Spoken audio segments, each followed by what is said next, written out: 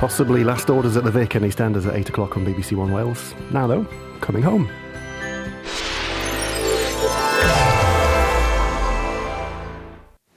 Making the journey into Wales from his home in Berkshire is rock and roll singer Shakin Stevens. Real name Michael Barrett, he's travelled the world with his music career and now is home in Wales on the trail of his family ancestry. In a 40-year career, the 1980s alone saw Shaky spend the equivalent of 5 years in the UK singles chart, reaching the top 30 no less than 30 times. And he continues to win new fans, making him the household name he is today. But now, in search of his Welsh ancestry, there's an issue. Although I grew up in Wales, most of my roots are English. Shaky's earlier ancestors did indeed come from England, from Somerset, and from here in Shropshire, and the parish of Maidstone. But as he will discover, this is only a part of his family's hidden story. A story that will lead him to one of the most dramatic events in recent Welsh history, as Shakin Stevens is coming home. Later on this journey, Shaky learns of his grandfather's role in Britain's imperial past. That's quite heavy. In the sands of the Sudan. That's quite heavy. Yeah. Discovers the tragedies that beset his grandmother's life. Her life after that must have been wretched. And learns the final part of a moving family story. It's a horrible thing, war, isn't it? Dreadful.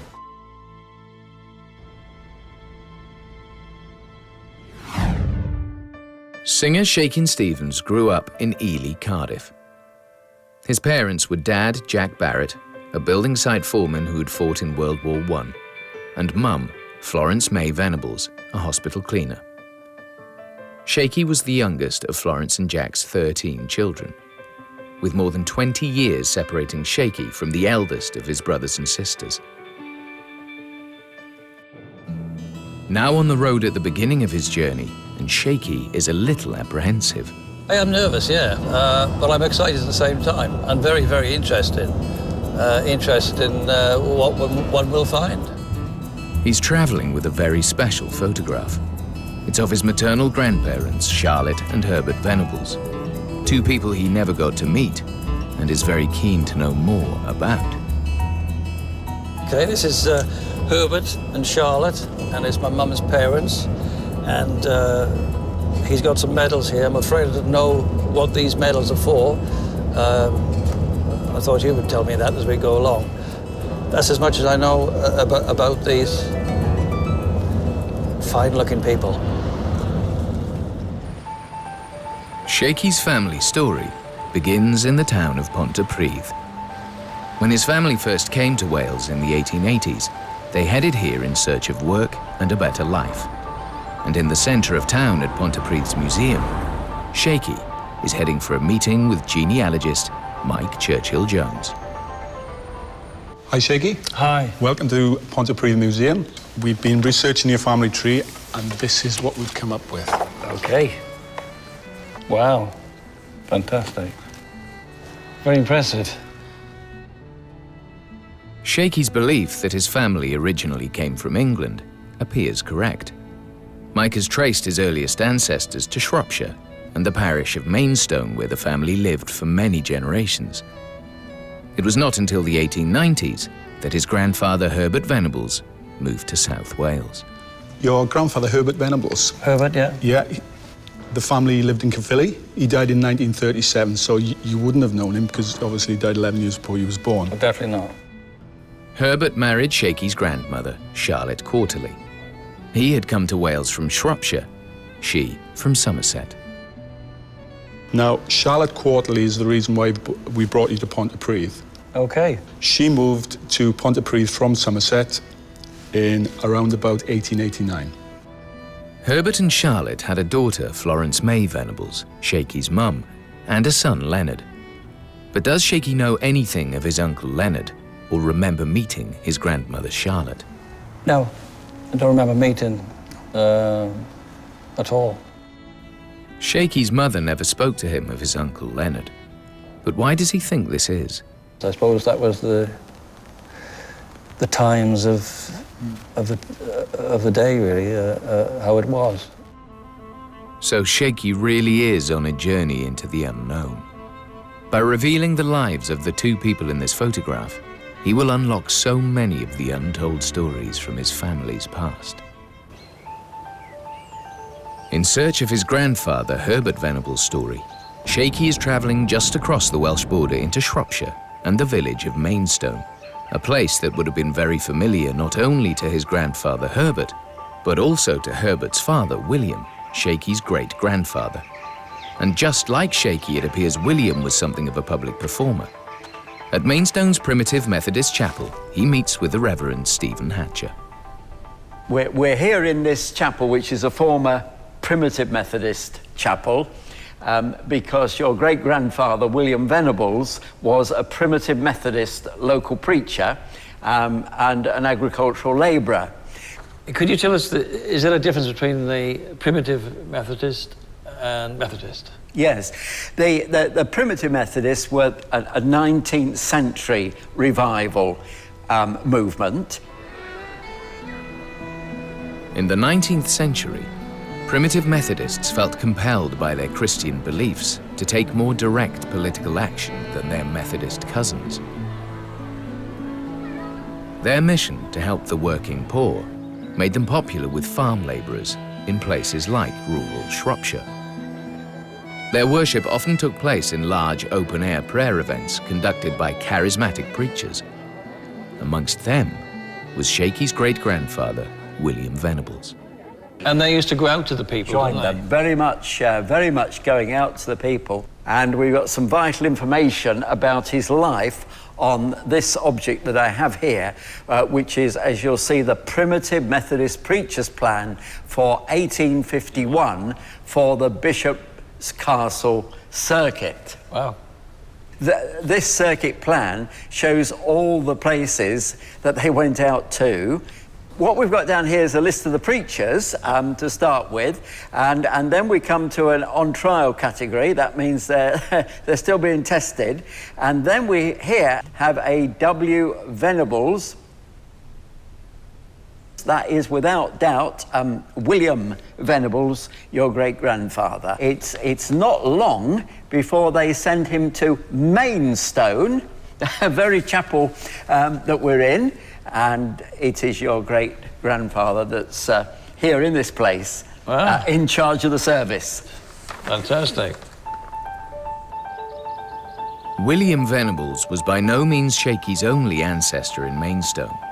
But what he doesn't yet know is that whilst one side of this parish is in England, the other half is in Wales, something that will prove significant in his story.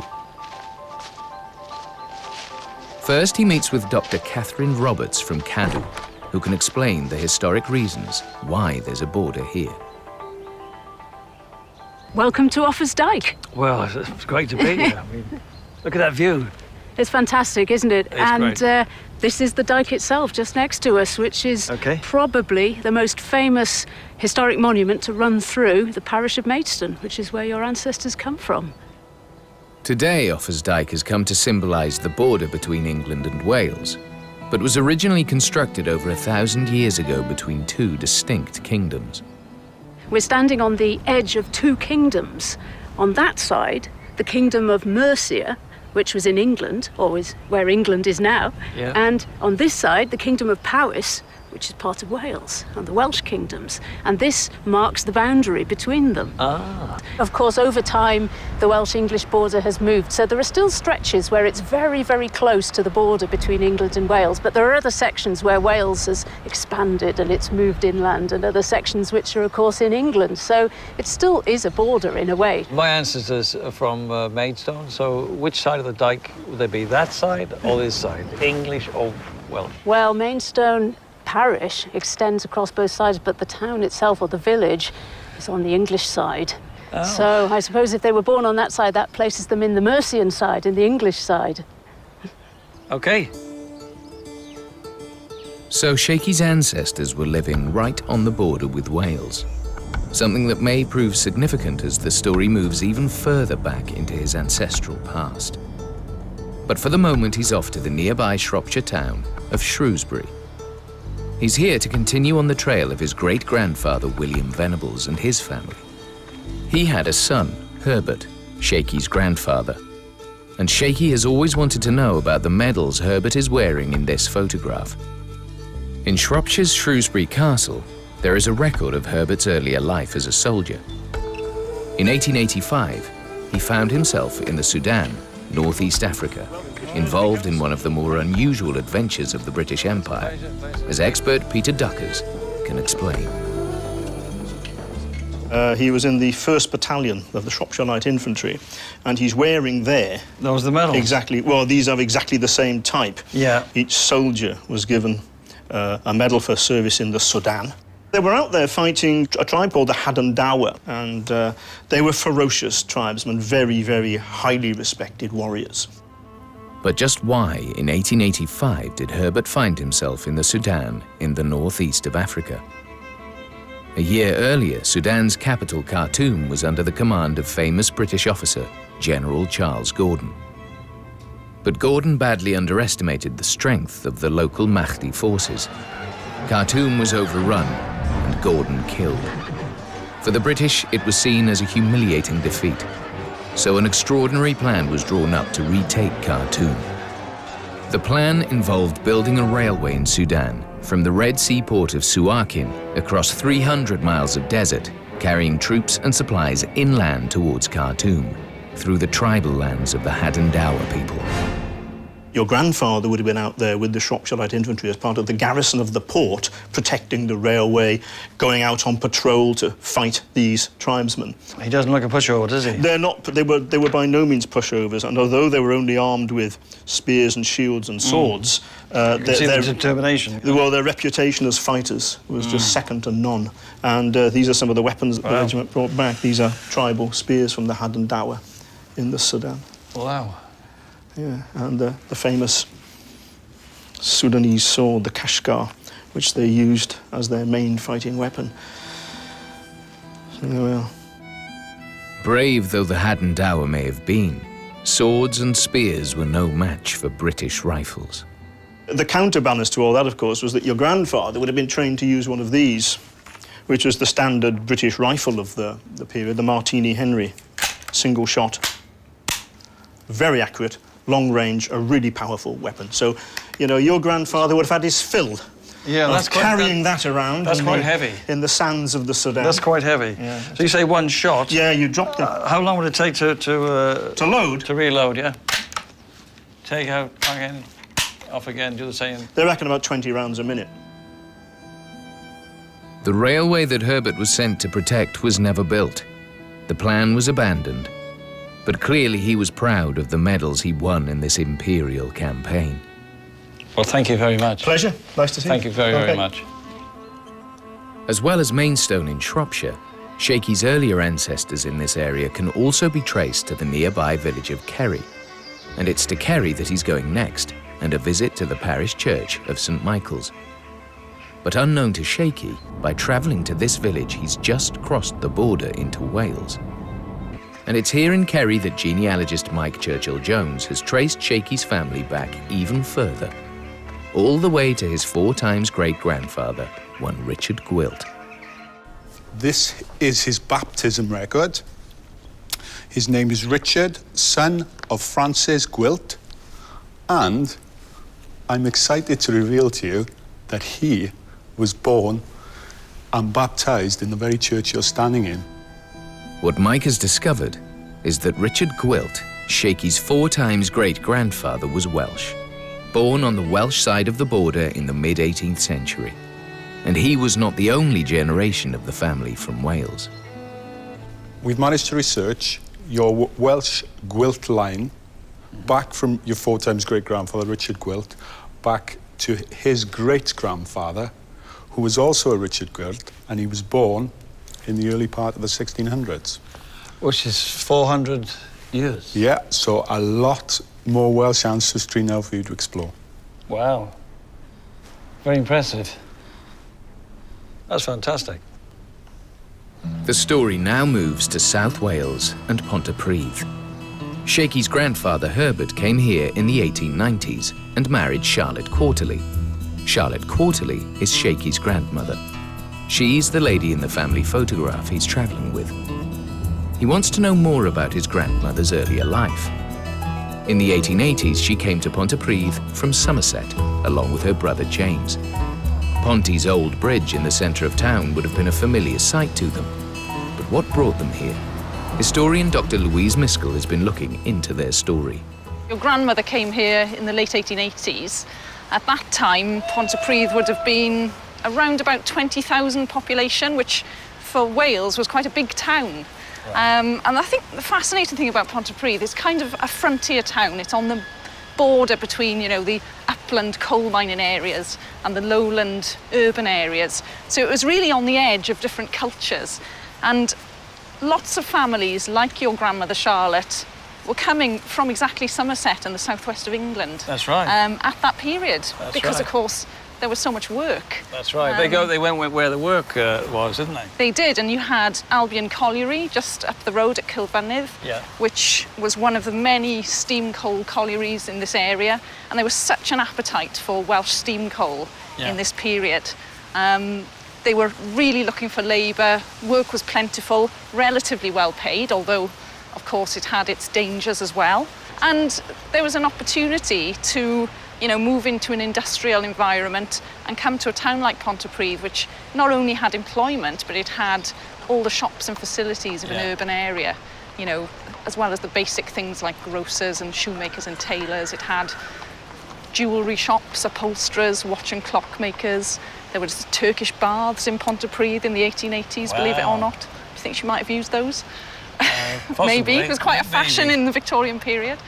And it was just an attractive, up-and-coming, vibrant sort of place. Wow. So it pulled them in, and many other families like them too.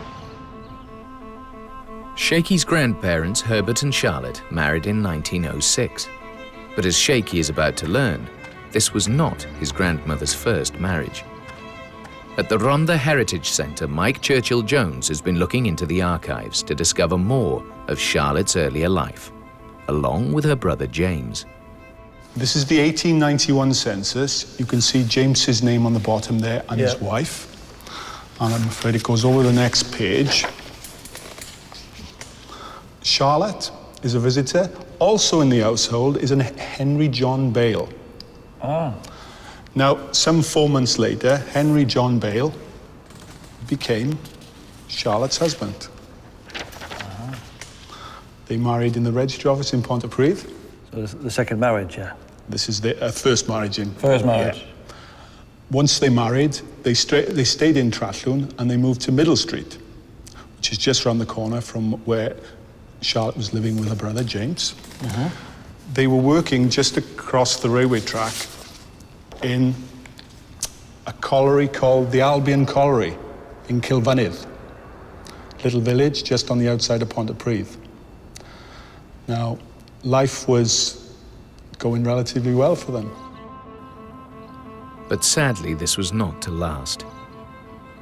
Mike has discovered that both Charlotte's new husband, Henry Bale, and her brother James were coal miners in the village of Kilfynydd. In the 1890s, they were working at the Albion Colliery. To learn more of the jobs they were doing, Shaky goes underground at the Rhondda Heritage Centre with expert Brian Davis.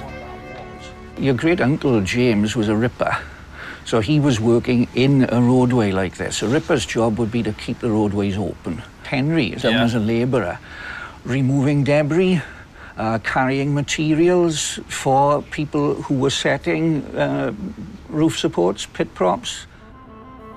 On June the 23rd, 1894, Henry and James were working underground in the Albion Colliery. A fateful day in Welsh coal mining history. So they were underground on a Saturday afternoon, and at about 10 to 4 in the afternoon, just under 2 hours after the shift started, people on the surface heard 2 loud explosions. The blast could be heard in the main high street of Kilfynydd. Hundreds of people would soon rush to the pit head. The men were 500 odd yards underground, but the blast could be felt up on the surface, and a cloud of smoke came up one of the shafts. Huge gas explosions deep in the pit shaft signalled what would become one of the worst mining disasters in Welsh history. In all, 290 men and boys would lose their lives, some as young as 14.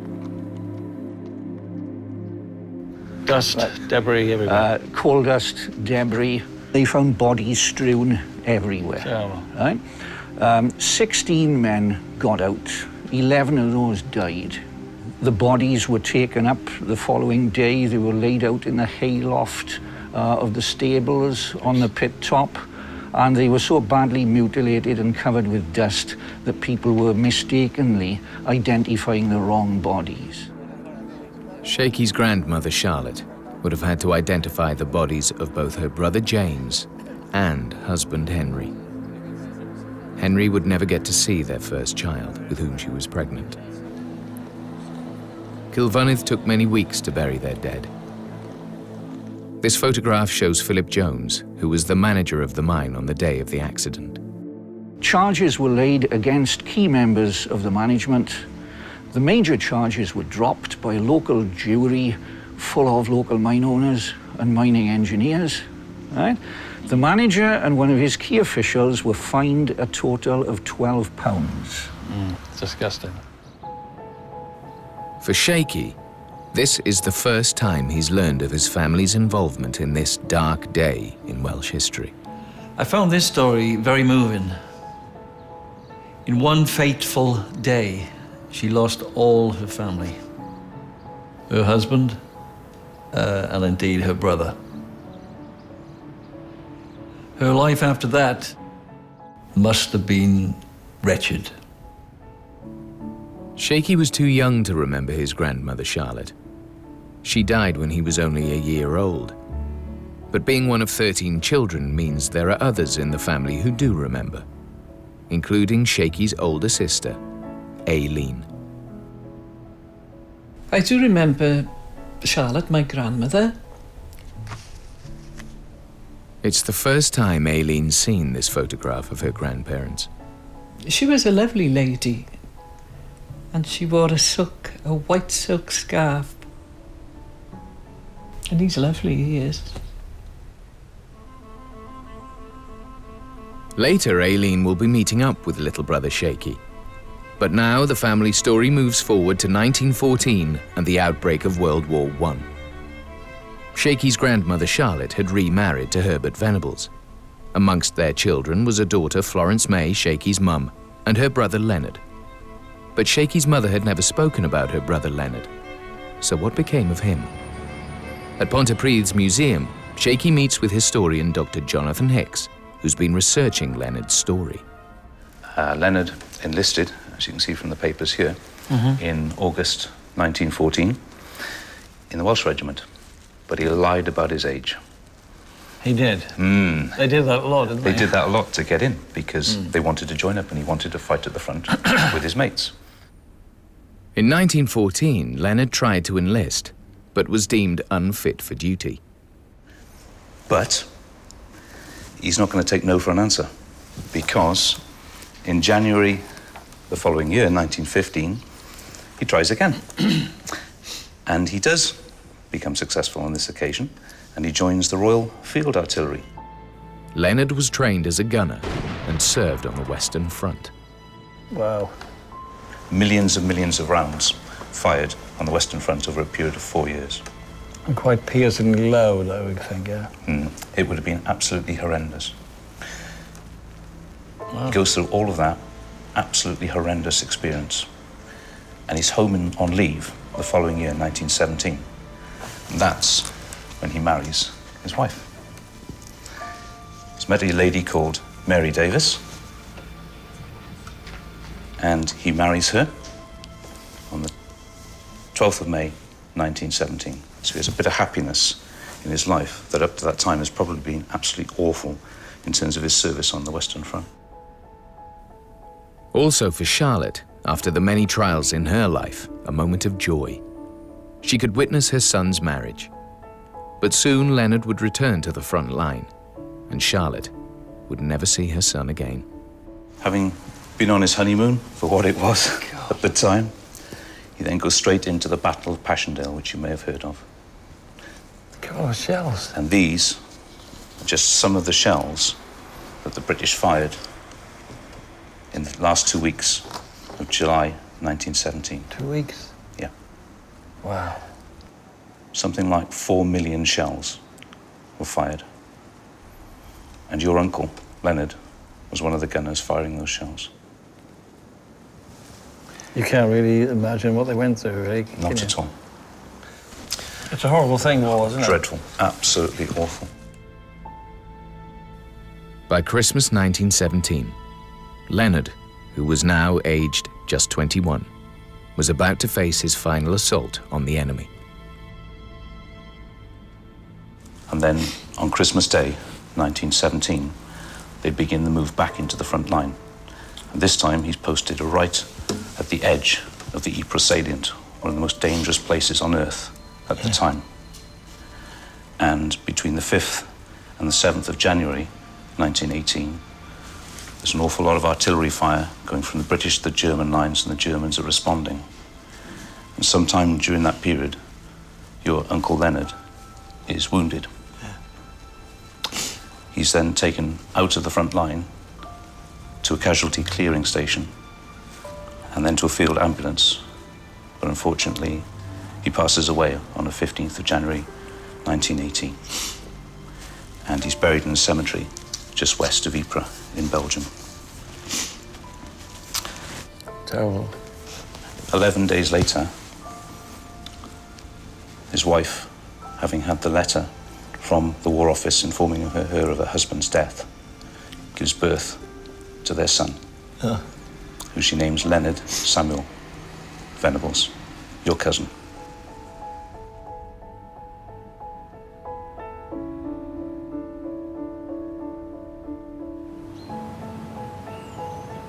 Shaky began this journey with a single photograph.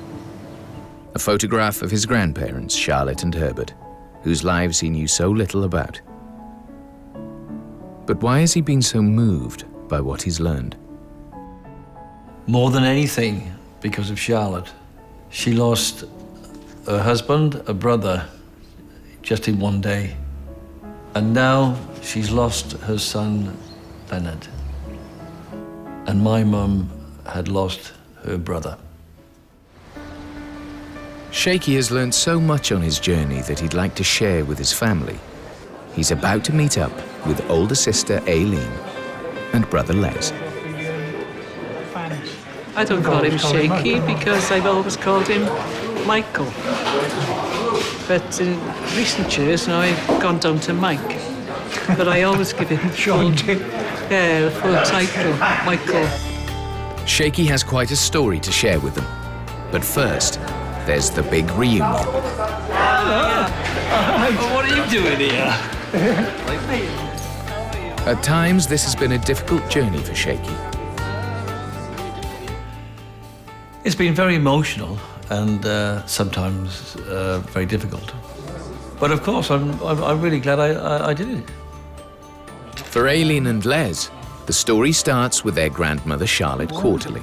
Quarterly, this Charlotte Quarterly, yeah. Yeah? That's Charlotte who's that? At the start, Shaky believed he had little Welsh ancestry. It's funny, really, how I've thought of my ancestors as English. But what about now? And I feel I've come home. And the series concludes next Monday night on BBC One Wales with John Humphreys at 7:30.